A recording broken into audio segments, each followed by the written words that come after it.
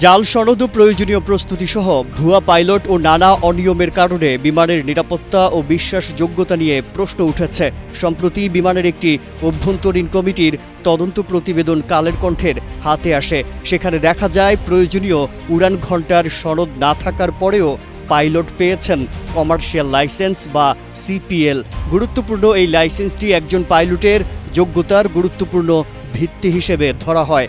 এই লাইসেন্স বৈধ না হলে পরবর্তী সব রেটিং, উন্নীতকরণ, এমনকি উড়ান ক্যারিয়ারও প্রশ্নের মুখে পড়ে। অর্থাৎ এখানে কোনো একটি কাগজে ভুল টাইপ বা কোনো হিসেব নিকেশের ছোটোখাটো গড়মিলের প্রশ্ন নয়, এটি একজন পাইলটের পেশাগত বৈধতার ভিত্তিমূল নিয়েই প্রশ্ন। তদন্ত কমিটির সদস্যদের সঙ্গে এ বিষয়ে কথা বলতে বলাকা ভবনে গেলে কেউ কথা বলতে রাজি হননি।